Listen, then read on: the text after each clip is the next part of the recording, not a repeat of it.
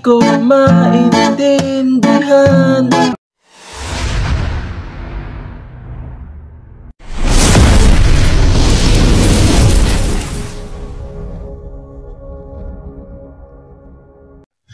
Hello mga ka-idol! So ngayon meron na naman akong ituturo sa inyong napakagandang kanta.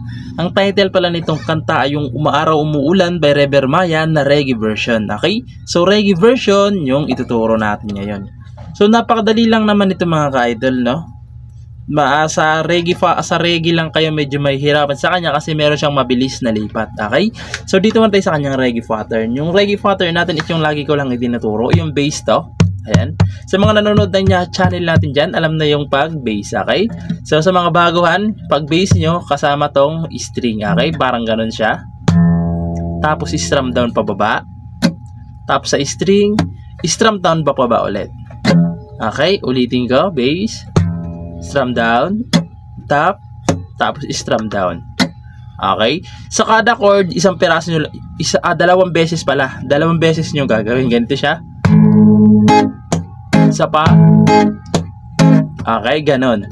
Pag yung chords naman is nasa loob ng open-close parenthesis, isang beses lang. Okay, isang beses lang. So, ganito lang. Lipat na. Okay? Ulitin ko, pag nasa loob ng open-close parenthesis yung chords, ganito lang.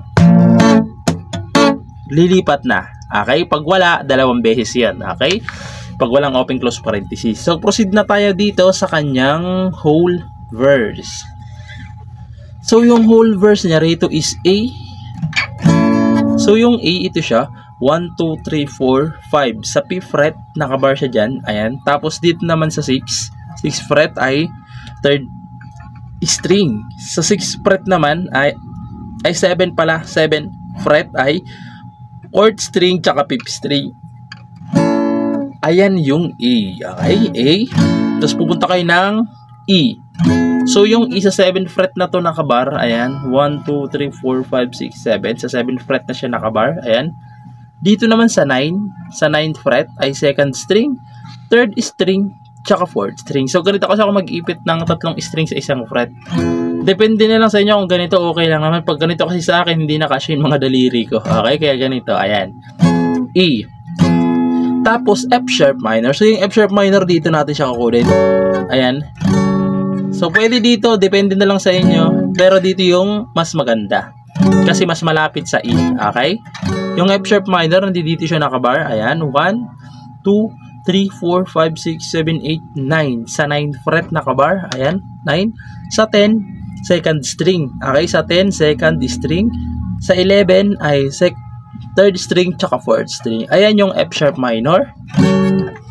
Yan, tandaan niyo yung mga ka-idol kasi papasok rin yan mamaya sa mga chorus natin. F sharp minor, tapos pupunta kayo ng D. Okay, so yung D nakabar sa 5th fret na. 1, 2, 3, 4, 5.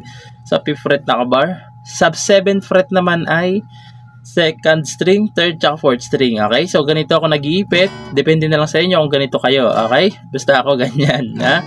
So i-demo natin yung chords. A, E, F sharp minor, tapos D.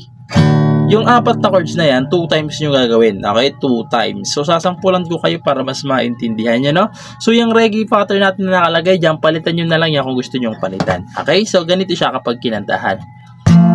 Di ko maintindihan kung ba't ikaw ang mapapagtipan ng halik ng kamalasan. Isa pa.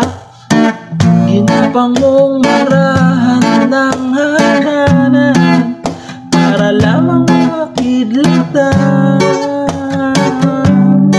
sa kaitaas-taasan. Ngunit papasok yung refrain, kaibigan. So, papasok na yan. So, proceed naman tayo doon sa kanyang refrain. So, yung refrain niya rito mga ka-idol is E na nasa loob ng open-close parenthesis.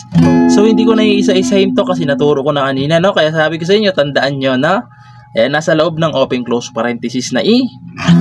F sharp minor na nasa loob ng open-close parenthesis. Tapos, isang D. na wala ng open close parenthesis. Okay?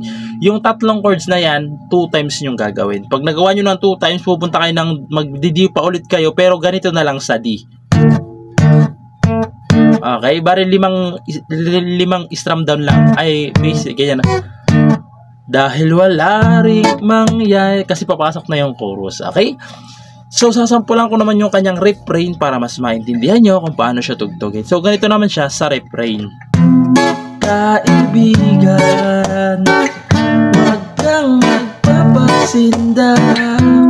Kaibigan, easy lang sa iya. Chorus, dahil wala rin mangyayari. Papasok na yung chorus na yun. Okay? So, proceed naman tayo doon sa kanyang pre-chorus. So, yung pre-chorus pa pala ito mga ka-idol, wala pa palang chorus. So, pre-chorus pa lang to. So, yung pre-chorus niya rito is A, E, F sharp minor, tapos D. Okay? So, same lang siya ng verse. Tama kayo, same lang siya ng verse. So, yung mga 4 na chords na yan, 2 times yung gagawin sa pre-chorus. Okay? 2 times. So, ganito naman siya sa pre-chorus. Dahil wala rin mangyayari, tayo walang papala. Huwag mong pigilan ang pagbuhol ng ulan. Isa pa, panahon para maging hari, di panahon para madipa. Dahil ang buhay natin ay sadyang ganyan. Umaaraw, papasok yung chorus. Umuulan. Papasok yan, okay? So, proceed naman tayo doon sa kanyang chorus. So, yung chorus niya naman dito mga ka-idol is same lang. Okay? Same lang sila ng pre-chorus pati verse. Total same lang naman. Isasabihin ko na lang yung chords. Okay? A, E, F sharp minor, tapos D. So, 2 times. Okay? 2 times nyo rin gagawin yan sa chorus. So, sasampulan ko naman kayo ng chorus para mas maintindihan nyo kung paano siya tugtugin. So, ganito naman siya kapag tinugtugan. Umaaraw, umuulan. Umaaraw, umuulan. Ang buhay ay sadyang ganyan. Umaaraw.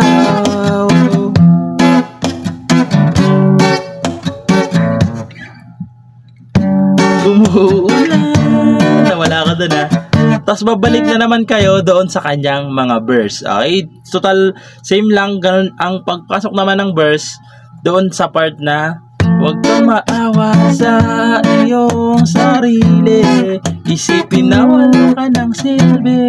So, pabalik lang kayo doon. So, ayun lang. Pasensya na kayo mga ka-idol. Nagugulan ako kasi kanina ko lang to kinabisado. Ay, kagabi lang kinabisado. So, kaya nahirapan akong tugtugin siya. So, ayun lang. Sana nagustuhan nyo itong tutorial natin. At good luck sa bagay yung matututunan.